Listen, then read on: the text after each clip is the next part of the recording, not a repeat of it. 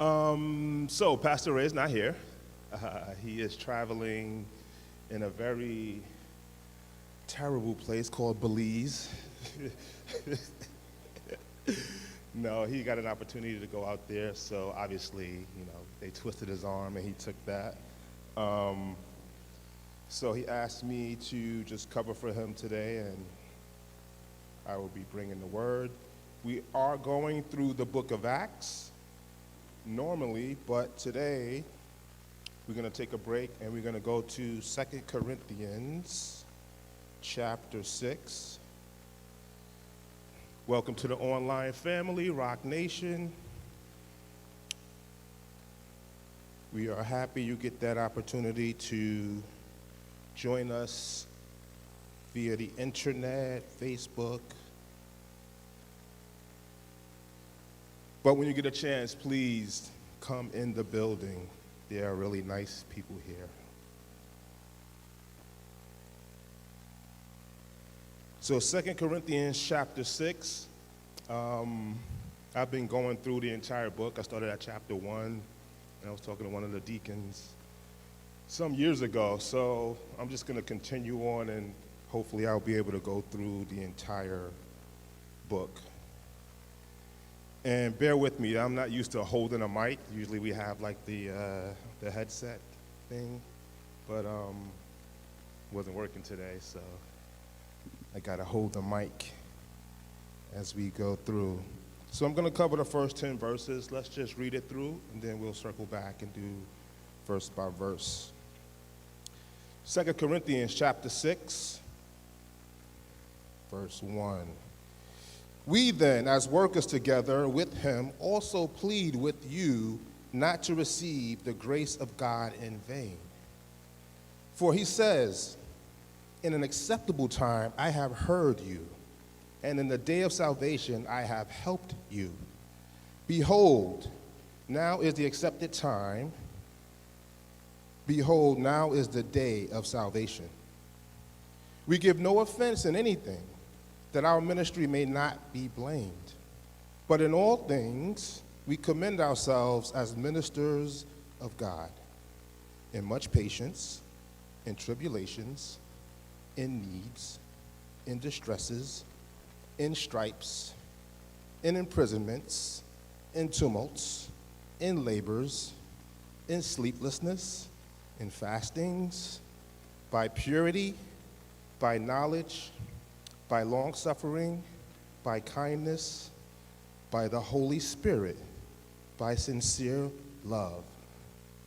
Verse 7, by the word of truth, by the power of God, by the armor of righteousness, on the right hand and on the left, by honor and dishonor, by evil report and good report, as deceivers and yet true, as unknown and yet well known, as dying and behold we live, as chastened and yet not killed, as sorrowful yet always rejoicing, as poor yet making many rich, as having nothing and yet possessing all things. That's a lot, right? So we're going to go through that. And it's the title, if you have a certain Bibles, they give titles, and that's not necessarily, the truth. It's not God's word, but people add things into the Bible. And it says here, marks of the ministry. And so we're going to do something a little different. And so I titled this Open Rec. Open Rec. And so I've been a manager at my company for about 2 years, and I learned some things about the hiring process as a manager. And so it's not like the company just wakes up one day and says, hey, we're going to hire somebody new. You have to put in what they call a requisition to hire someone for any department. Mostly, in corporate America, they do this. So I never heard this before. Usually you just go on LinkedIn, you go on Indeed, you see a job, you apply for it, and you get hired. And so before you start at a company, the process starts with an open rec. And so I started a team where it was just me, then me and another person, and my team grew, and there's 6 of us now. So every time we needed to add somebody to my team, I needed to make sure I had an open rec. And my director was the one that submitted that to the HR department. And so as I'm thinking about this open rec idea, there are a couple of things that are required in an open rec. And I'm just going to name a few of them. One, obviously, is the job title and the description. 2, you want to list who the ideal candidate might be. 3, the position type, so it can be full-time, part-time, permanent, or contract. 4, sometimes there are benefits that come with the job. And then 5, you have to basically give a reason why you want the new hire. So it's a justification of a new hire. And so a justification could be, hey, we got more clients, we need more people to service those clients. The workload on the current team is too much per worker, so we need to add people to that. So as we go through the text today, I want to use the concept of the hiring process and the concept of an open rec. So let's go through the text and let's jump in. So 2 Corinthians chapter 6, let's go back to verse 1. We then, as workers, as working together with him, also plead with you not to receive the grace of God in vain. So he said, we then, if you go to the previous chapter, he's talking about we are ambassadors of God, pleading for people to be reconciled to God. And so if you read in the text, it says, workers together or working together with him. And who's the him? Jesus Christ. And so this thing we do here, it's not my ministry, it's not Pastor Ray's ministry, it's Jesus' ministry. And we do the work together with him. And so Paul here is pleading with the Corinthian believers that have received this grace, this opportunity to work together with Christ, not to receive it in vain. Now that word vain is a Greek word kainos, and the meaning of that word is of no result or no purpose. So Paul is saying here, don't receive the grace of God with no purpose. Don't receive the grace of God with no results. How sad would that be? You get to work with Jesus Christ, partnering with him to do something, a purpose. And if you receive the grace of God in vain, that would be really sad. And so we get to do this. We get to serve Christ. Rock and roll is coming up. You get to learn about the church, but eventually we want you to get involved with the church and then fulfill your purpose so you're not receiving the grace of God in vain. So this concept of an open rec, it's really the start of a new opportunity for somebody.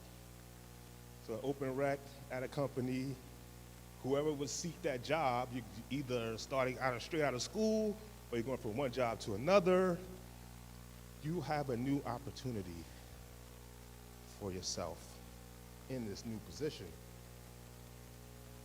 So during the interview process, they'll tell you, okay, the job is XYZ, you're going to be working with this person.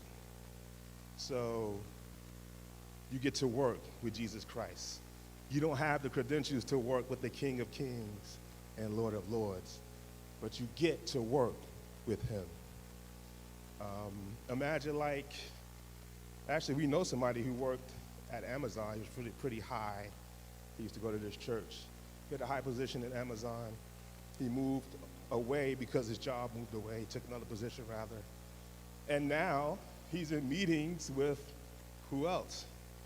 Jeff Bezos. Bezos? Is it Bezos? Yeah.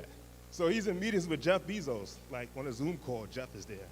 And so he gets to work with the top dog at Amazon. Same way, when you work for God, you get to work with Jesus Christ. So Paul here is pleading that you don't squander this opportunity. You don't squander what God is trying to do to work with you to do whatever he has called you to do. So this open rec is an opportunity for you to do that. This work for Jesus Christ, what kind of job is it? Is it permanent? Yes. Is it full-time? Yes, right? But are you working that way? Or are you a part-time worker for Christ? Are you looking just for part-time work? Maybe you're only looking for contract work for Christ. Imagine that. Yeah, Christ, I'm going to work with you for 3 months, and then I'm going to do my own thing. You don't want to be that person. You don't want to be the contract worker. You don't want to be a part-time worker. You want to be a full-time, permanent worker for Christ. Did y'all hear this new term they have now called quiet quitting? Anyone heard of that? Quiet quitting. For those of you who don't know, I was like, what is this? So quiet quitting is you don't quit your job, but you just kind of stay there and you do the bare minimum so that you won't get fired, but you're not doing anything extra. So if you get an email at 5:01, you're like, well, I'm going to see that tomorrow morning at 9 a.m. because you're quiet quitting. You don't want to do anything extra for that place that you're working for. But do we do that for Christ? Is Christ only Sundays? Oh, I went to church. That's it. Monday, somebody called you from the church. I'll see them on Sunday. Are you a quiet quitter for Christ? He wants your full-time, permanent position with him to do the work that he's calling you to do.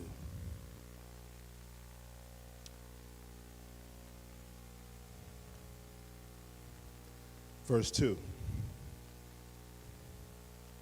For he says, in an acceptable time I have heard you, and in a day of salvation I have helped you. Behold, now is the accepted time. Behold, now is the day of salvation. And so Paul here is quoting Isaiah 49:8. It's an Old Testament, obviously. And he's just talking about how God is going to restore Israel through the promised Messiah. But there are two key words in that verse. And it's actually the same word, now. Behold, now is the accepted time. Behold, now is the day of salvation. Now means a sense of urgency. Paul was trying to get the Corinthian church to realize, not tomorrow, now. Not in a couple of hours, now. And so when there's an open rec, that open rec is not forever, right? You open a rec, you want to hire somebody, get somebody in their position quickly, and then it's done. So there's a window of opportunity there when the rec is opened. And Jesus is looking to fill a position on his team with you. What are you waiting for? Now is the time. Now is the day of salvation. John 9:4 says, we must work the works of him who sent me while it is day. Night is coming when no one can work. You remember that old song, On Time God, Dottie Peoples? Anybody remember that song? He's an on-time God. But are you an on-time worker? Or are you showing up late? Come to church late. Come to meetings late. Are you on time for God? Are you doing what he's asking you to do now? Today is the day of salvation. Are you speaking to that person on the train, on your job? I'll get to them next week. Tomorrow's not promised. God has something for you to do now. Where is your sense of urgency? Or do you have excuses for your latencies? Verse 3. We give no offense in anything, that our ministry may not be blamed. Just talking about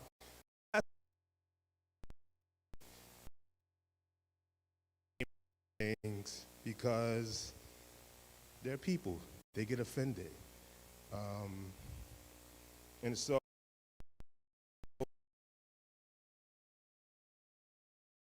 that's what people do. And so it's not possible in any church, okay, what church you go to, any fellowship, and even in your own personal walk, to never offend anyone. Like, it's going to happen. But what you want to do is be able to control what you can't control, and the rest, just got to leave to God. People are always going to be offended by something you say. You didn't speak to me. You saw me there. You didn't come over and say hi to me. Did you say hi to them? Like, it's always something either big or something small.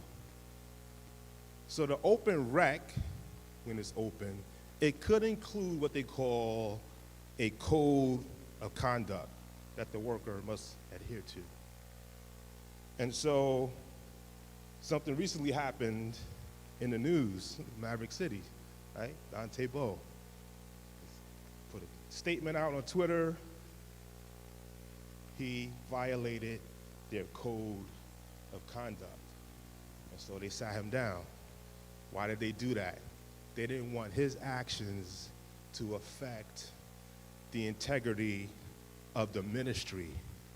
And so he had to separate themselves from him. I don't know exactly what he did. There was some speculation, not important. But the offense that people could have attached to the entire ministry because of the acts of one person was not good. So they said, look, we're going to separate ourselves from you. So are you living your life in such a way where you're not compromising the gospel, but are you adhering to the gospel's integrity? Let me say that one more time.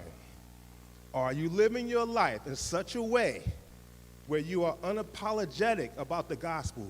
Because guess what? The gospel is offensive. People get offended. You start talking about Jesus, people automatically get offended. I'm not talking about that. That's fine. But are you, whether on social media, you talk about Jesus on one day, and the next day you posting some crazy stuff, right? I don't even give examples. Y'all know what I'm talking about. Are you living your life in that way, right? You want to have the code of conduct. You want to represent Christ. You're working with Christ. Christ is your partner. Christ is your co-worker. You have to live your way and live your life in such a way that represents him. Verse 4.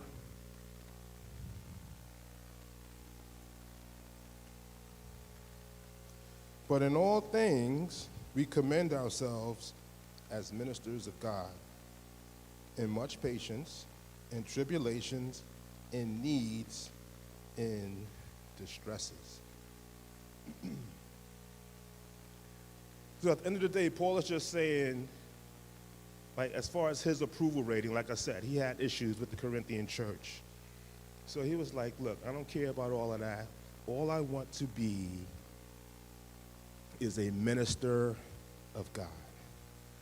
And so Paul takes this opportunity to list some things, some characteristics of being a minister of God. Now, don't take that title to mean something like you have to be up here, you have to be a pastor. You're a minister of God just by serving him. You're a minister. You're all ministers. So you don't have to be up front to have that quote-unquote title. The first thing he lists there is patience. Patience. Right. And so the word here for patience is not the patience where you're sitting in traffic and you're just kind of like, not that passive patience. This is more of an act. It's more like endurance. You're doing something, like you're working out, right? You need that endurance to continue to go for a long time. And there's a word, I don't know if Pastor Ray made this word up, but the word he likes to use is stick-to-itness. Stick-to-itness. Do you have stick-to-itness? Can you remain patient? Do you have endurance to go through tribulation? When you have needs and distresses like he mentioned here in the text. And these are just basic things in life that you go through. But can you stick to it? Can you stay the course? Can you have the patience required for that? So when you have an open rec, it usually lists the characteristics you need, as I mentioned earlier, as for an ideal candidate for the job. And these are them: patience, patience in tribulations, patience in needs, patience in distresses. Do you have those characteristics? Do you have the endurance it takes for the long haul to be a worker with Christ? Or are you the fair weather Christian? You're only there when things are going great. I got my new job. I got my new place. All my bills are paid. Me and Christ, we good. Let some difficulties come.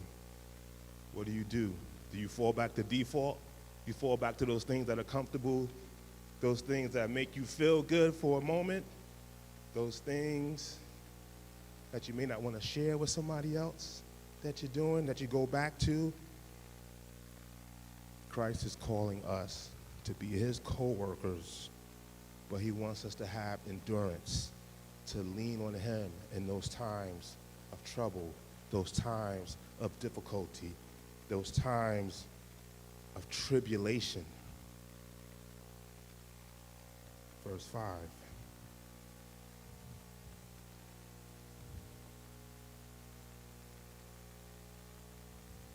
In stripes, in imprisonments, in tumults, in labors, in sleeplessness, in fastings. The list is continuing. So stripes just means what? Beatings, right?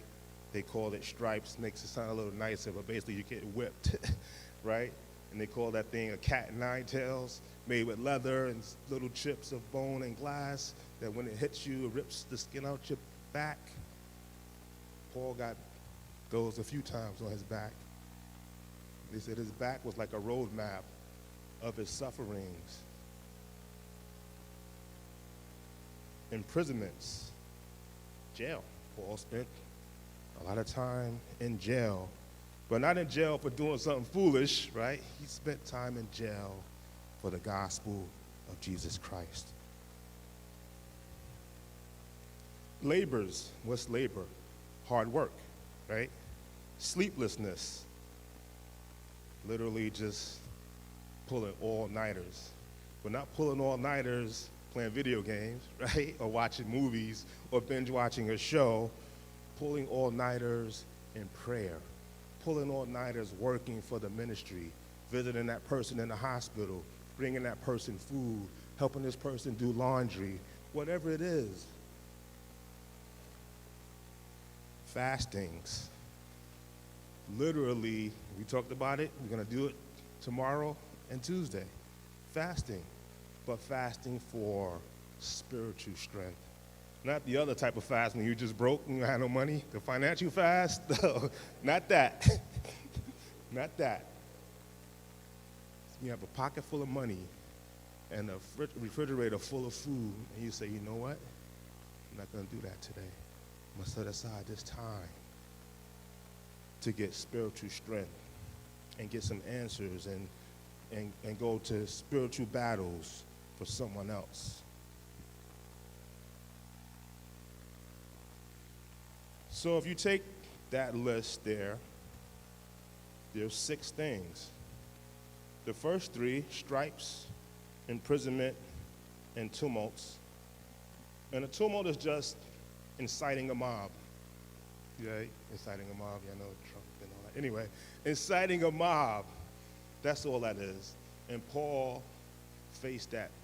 As we're going through the book of Acts, you'll see that. It was always a mob coming after Paul for the gospel's sake. Paul was like, this is just part of the ministry, just part of the work that I have to do. Those 3 things are things that are done to you. Somebody beats you. Somebody puts you in jail. There's a mob trying to come for you. So those are the external sufferings imposed on you from others.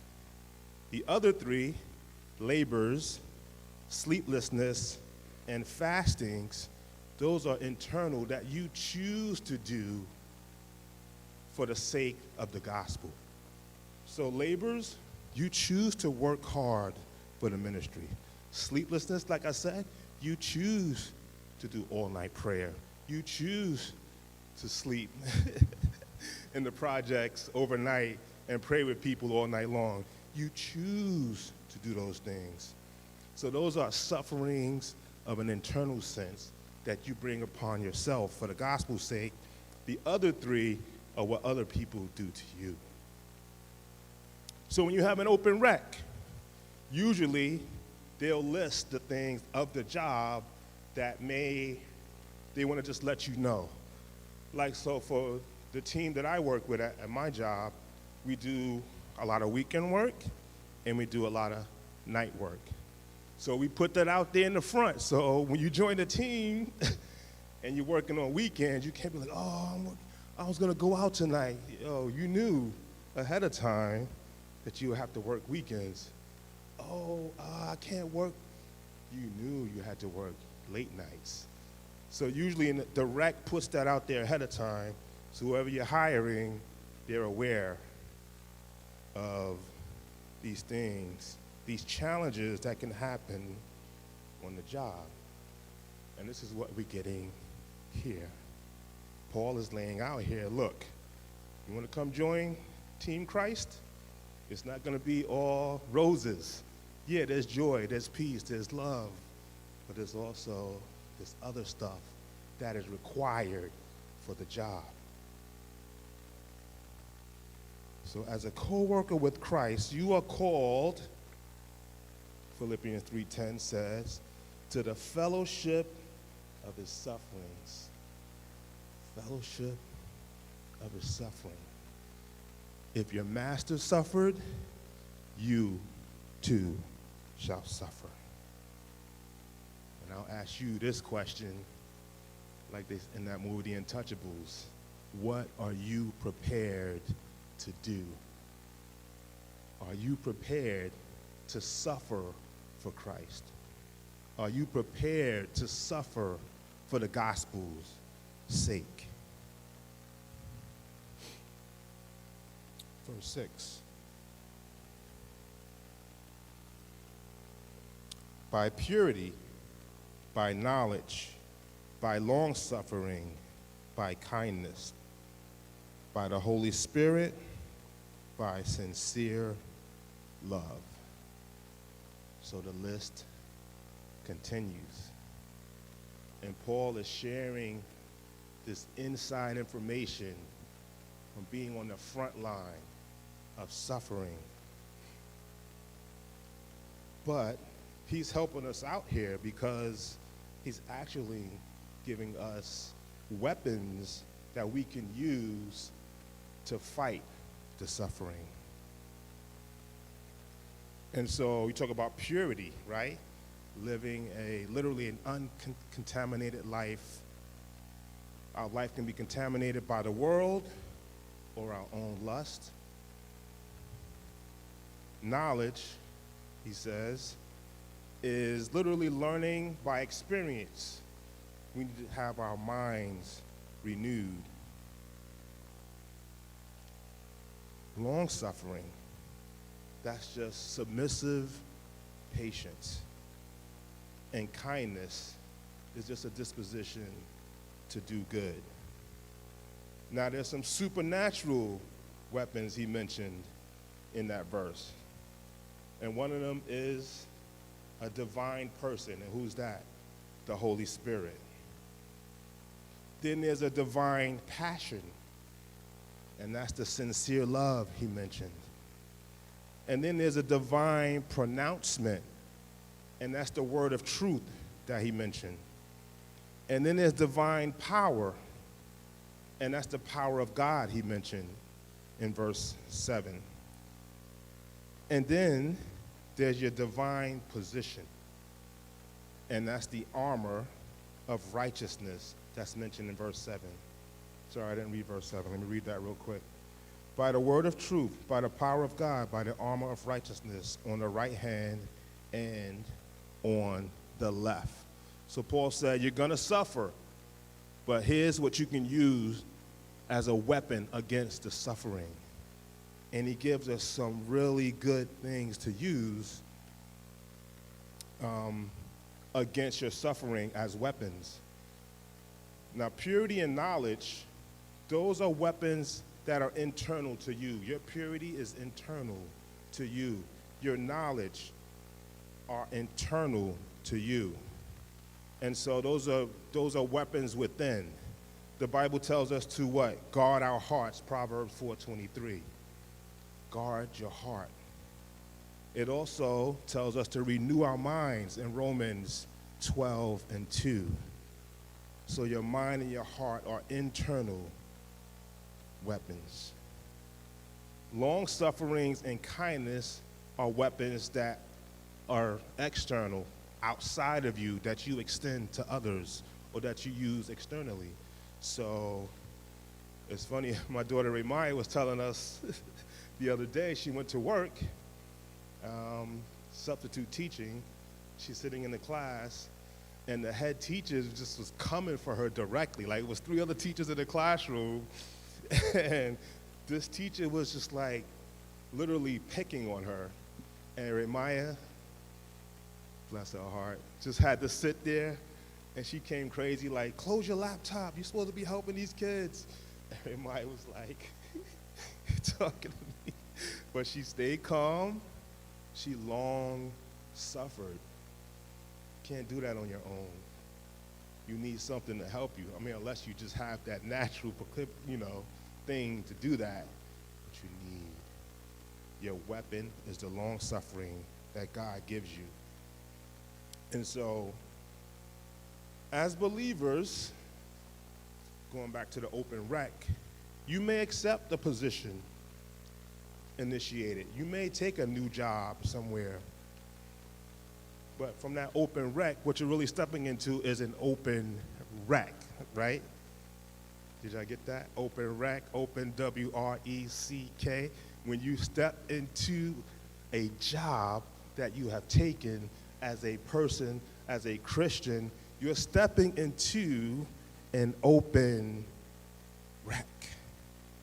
So Maya stepped into that job, substitute teaching. She didn't know what she was going to come up against. You never know what you're going to come up against at work, in the marketplace. You don't know what you're going to face. You don't know what people are coming into that job dealing with.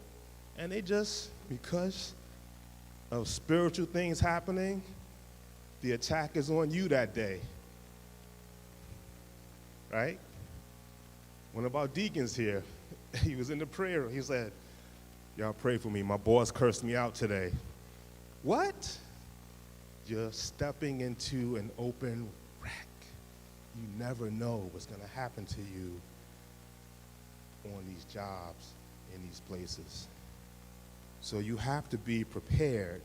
You still have to represent, because although you're working on that job, you're working with Christ. And you have to remember that. And you have to use the weapons you have In that sense, she pulled out the weapon, raped my daughter, of long suffering. Yeah, all right, come at me. Bring it on.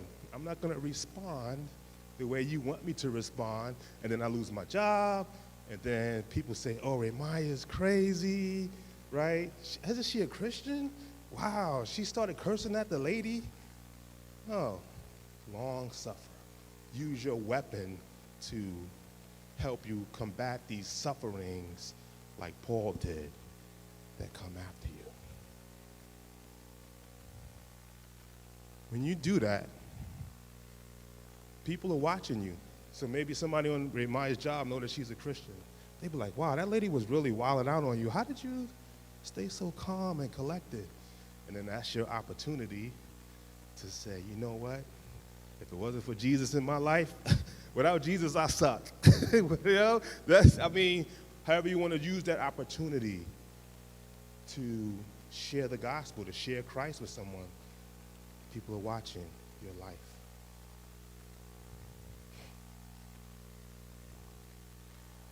Verses 8 through 10.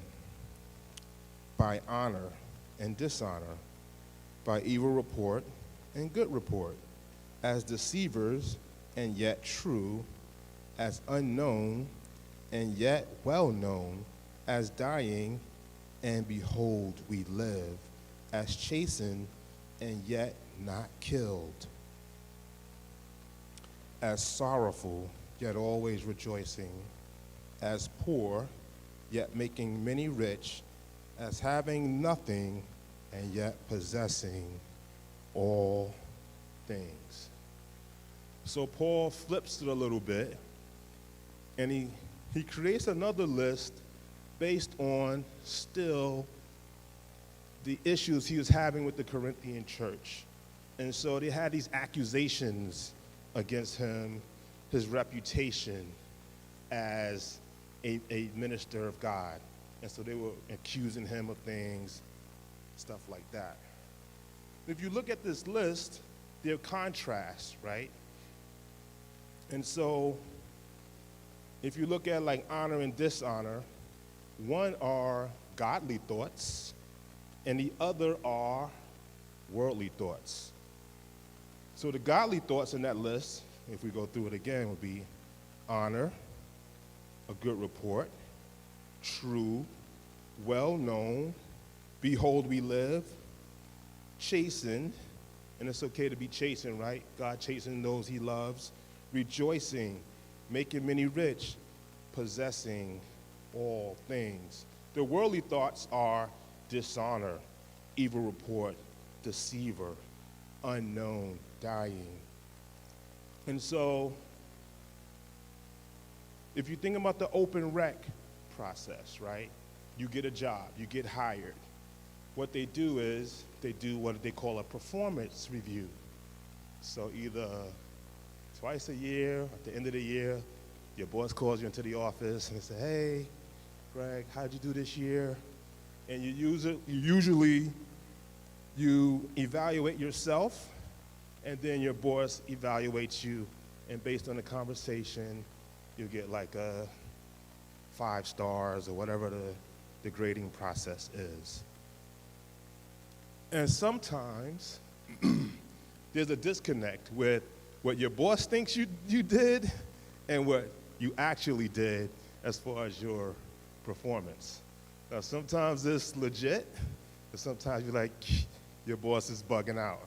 And so, same thing with Paul. Paul is like, look, there are things that I did for God that you don't even know about. You don't know I helped that lady with her laundry at 1 a.m. in the morning. You don't know what I'm doing, but God sees it. And that's all you have to worry about. Are you pleasing God? It's okay if your boss sees you, whatever, but it's between you and him. And I mean, personally, I've had situations like that where I just felt like my boss he had some legitimate things, right? So like, I don't like the administrative part of my job. Like, so it's like filling out reports, time sheets. Oh, I hate that stuff, right? So I would kind of lag on that and like hand them in a little late to send me emails. Hey, Greg, get that timesheet in. It's like, yeah, okay. But then there are other parts of my job that I was performing well in. But I felt like he would lump it all together because it's that one part that he didn't like that I wasn't doing properly. But the other parts that I was doing properly kind of looked over. But I couldn't let that bother me because I knew that God knew that I was doing what I was doing and he saw it. So I couldn't get upset with my boss. I was like, you know what, God? It's between me and you. You know what I'm doing. You know what I'm doing well. But I could have got caught up in what my boss was thinking about me and getting upset. And sometimes I would get upset, but I had to really trust what God saw me, my integrity as a worker. And the same with you. Whose report are you going to believe? There's an open rec on your job. And there's two positions. There's one for a manager and one for maybe just a worker. And you go and your boss tells you, yeah, I don't think you're fit for the manager position. I think you should go for the lower position. And you're like, what? Why can't I be the manager? Are you going to believe the report of your boss? Or are you going to pray and say, God, what should I go for? Should I go for the manager or should I go for the lower position? You have to believe the report of the Lord. He sees you. He knows your heart. He knows your motives. He knows your potential. He knows the purposes and plans he has for your life. He's the one. And so Paul, when he put together this list, he knew between him and God what his worth was. So as we went through the text, we focused on this hypothetical open rec for a hiring process. But God had an open rec for the redemptive process. And guess what? Only one person could fill that job. And who was that person? Jesus. He said, I got an open rec. Those people down there, they messed up. They need help. Who in the universe can do this job? And the Son of God said, I can. He already had a good job. He didn't need another job. He was the King of Kings. He was the Lord of Lords.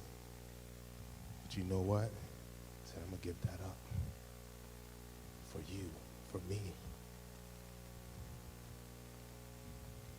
He became the sacrificial lamb, and he gave his life.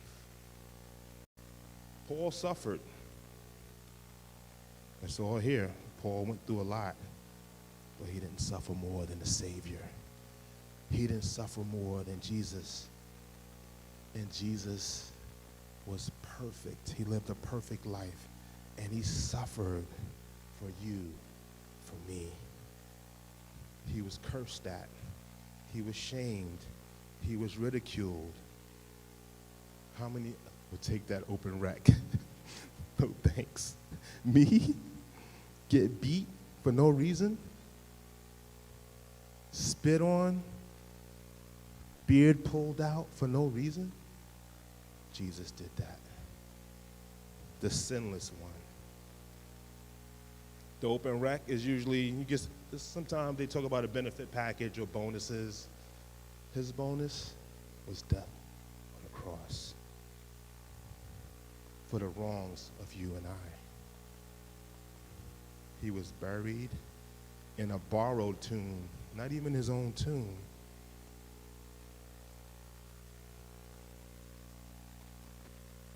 Thank you, Jesus.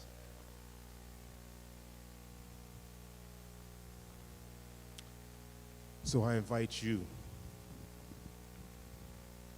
to think about what Christ did, what Jesus did on the cross for you. If you don't know Christ today, if you don't have a relationship with him today, what did I say earlier? Today is the day of salvation. Now. Now. Now.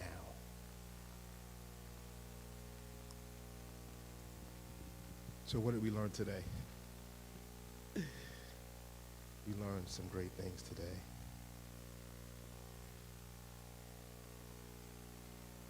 We learned that if you're a believer, you have to consider that you get to work with Jesus Christ. You get to partner with him. You get to work with him. And it's a new opportunity. We learned that the open rec is not forever. You need to do it now. You need to accept him today, now. We learned that if you want to be an ideal candidate, you have to have endurance, because you're going to face tribulations. You're going to face distresses and needs.